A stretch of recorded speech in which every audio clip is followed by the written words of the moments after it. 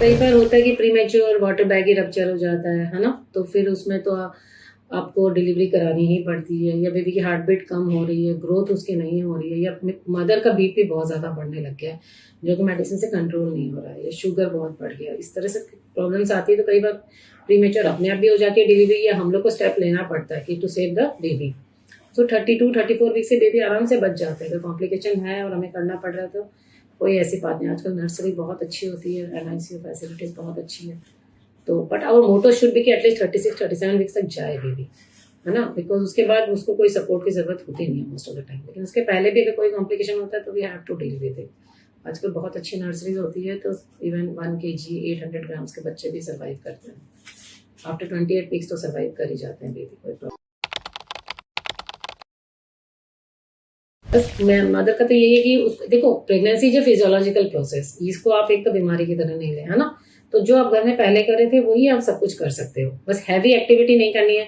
और डाइट आपको हेल्दी लेना है, यानी कि जंक फूड खा रहे हैं, खाने का ध्यान नहीं रख रहे हो। हेल्दी फूड लेना आपको, दूध दही पनीर, नॉनवेज भी खाते हो तो खाइए, lot of fruits vegetables.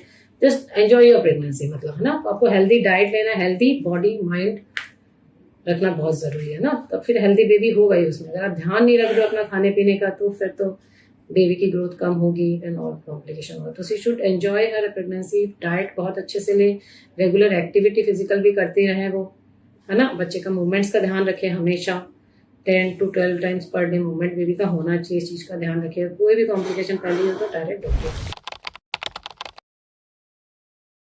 Patient को एक हेल्दी डाइट लेनी चाहिए, that is more important apart from this iron and calcium also. जैसे कि उनको आयरन रिच फूड लेना चाहिए, जैसे कि मतलब हरी पत्ते, ग्रीन लीफी वेजिटेबल्स, गुड़ होता है, खजूर होता है, फ्रूट्स लेना चाहिए, at least 2 to 3 fruits a day, है ना।